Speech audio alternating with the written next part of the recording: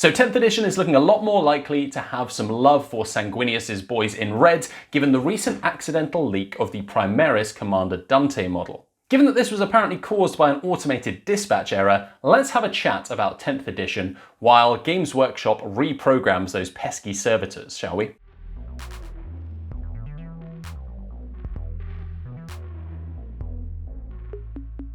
Rumours of 10th edition have been floating around for a while, with a slated release date of June-July.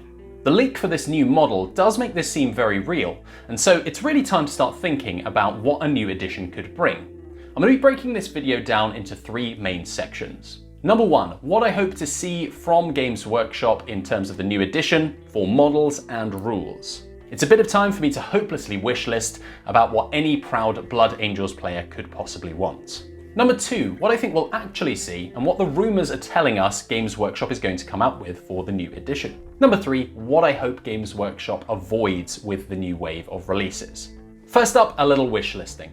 We already know that we're getting a new model for the commander of Imperium Nihilus in the new Primaris Dante model. Obviously, I'm hopeful for some other Blood Angels specific Primaris kits. Maybe they could Primarisify the Sanguinary Guard or the Death Company kits. The one thing I want to see if they do that is that they keep all of the bits the same. Those kits are amazing for kind of customizing your Blood Angels army, and so to see them become more monopose, as we've seen from things like Assault Intercessors in the past, would be a bit of a shame. Oh, while we're on the subject, I think a new Furioso Librarian Dread Death Company Dreadnought upgrade sprue would be amazing. We've seen the release of the recent Brutalis Dreadnought, which really fits into Blood Angels anyway, but to have that extra little bit of customization I think would be really cool. Now, this might seem pretty far-fetched until you realise that for the Contemptor and the Leviathan, which have recently released in plastic for Horus Heresy, they have released extra weapon options, and so an upgrade sprue is not completely out of the question, particularly when these are such iconic units for the 9th Legion. One last thought, with the Dark Angels also being in the mix with the release of the new Supreme Grandmaster Azrael, bit of a compensatory title if you ask me, could we be about to see a new release of the Codex Angels of Death, as we saw back in 2nd edition, long before I started playing 40k. On the rules front, a new edition gives a chance to breathe some new life into the game. Now, I'm far from a competitive player, and I barely keep on top of all the stratagems in my book, let alone the metagame. What I'm really interested in, though, is how Games Workshop handles narrative gaming in the upcoming edition. I remember when I first laid eyes on the Crusade system from the original rulebook, I thought it was going to be so cool to be able to evolve your army throughout the course of a campaign.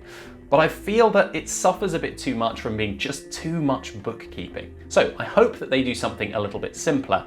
The Crusade was a good idea, but I think that it's time for a bit of a refresh. Similarly, I've heard that they'll be reducing the number of stratagems in each codex. This I think is an excellent idea. Given that I mostly play casual games of 40k, I'm not looking to optimize every single roll of the dice or every single thing I do on the tabletop. And so the number of rules, and particularly for certain armies, how they spread across lots of different books, made it very difficult to know what your opponent could and couldn't do. I don't think you need 2 pages of stratagems in the Space Marine book, another page of stratagems in your Codex supplement, and then another random stratagem for a successor chapter in a White Dwarf article to be able to play. Oh, also, 90% of the time, most of them are completely useless as well. So they're either completely overpowered and use every single turn, or never used. Now for a final wish list, if they are intent on resetting the game from 9th edition to 10th edition, I think it's about time we had digital codexes. All the FAQs for 9th edition, while coming from the right place, have again contributed to this idea of having multiple sources for information. It's no longer enough to just own a codex. You have to have the codex, the FAQ, the errata, and any future kind of points updates that come out in order to play your army. And I think that makes it really difficult, particularly for newer players getting into the hobby. Now, I know Games Workshop makes a lot of money off of selling codexes, so it seems unlikely. However, they also make a lot of money out of getting new people invested into the hobby, so it's in their best interest to make it as simple as possible. All the FAQs and erratas for 9th edition codexes did become a bit farcical. I'm looking at you, Leagues of Votann Army Box. Opening a book and realizing it's out of date before you've even built a model, let alone played a game with it, makes it really, really hard to justify having that written rulebook. Maybe it's time to actually make use of the Warhammer 40k app, rather than really requiring people to go to third-party solutions in order to keep up with all the constant points updates and FAQs. Before we move on to what I think we'll actually see, let me know what you're wishlisting for in 10th edition in the comments down below.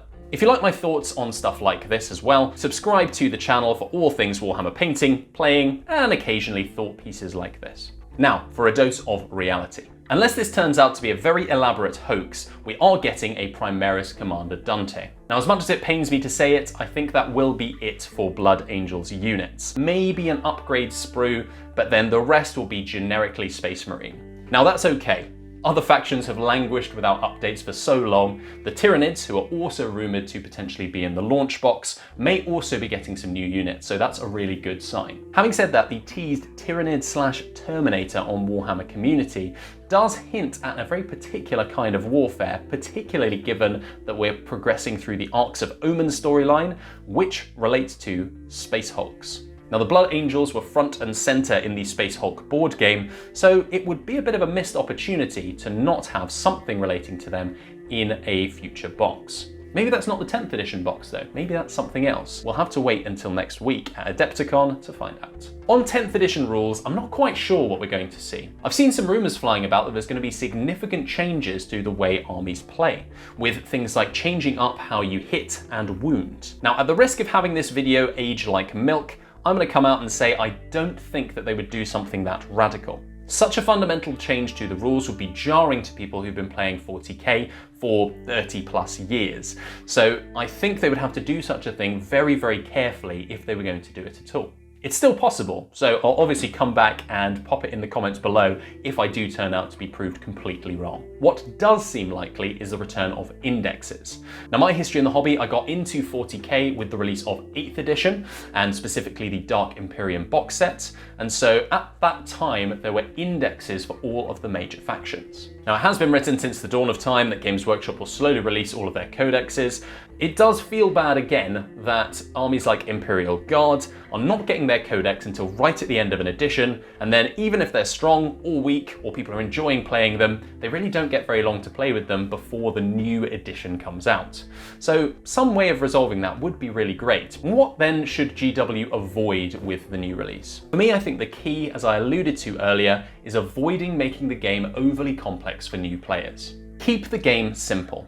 And if you want to have supplemental rules, release those in supplemental books. The Arks of Omen books are a great idea in theory, and much better than the Psychic Awakening books that we had at the end of 8th edition. But having to buy multiple books to play a very specific subset of games and having certain stratagems and rules for armies contained in individual books makes it very difficult for me to recommend them to anybody. If you wanted to play Space Marines, for example, you take the boarding actions rules, which are contained in the Arks of Omen Abaddon book, you take the Angron book in order to get the relevant stratagems, and then you also have to get the mustering actions from a PDF on Games Workshop's website.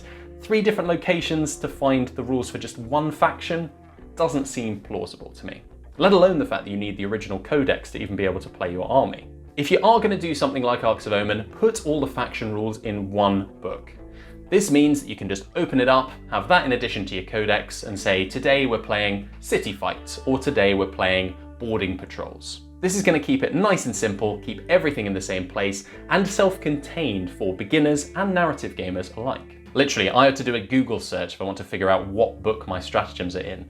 That seems counterintuitive. So the question still remains, are people excited about a new edition? I did a poll on my YouTube community page, and the responses were really interesting. Most people, I think, are very excited. Whenever there's new models, new rules, or anything new in the hobby really, it's always an exciting time.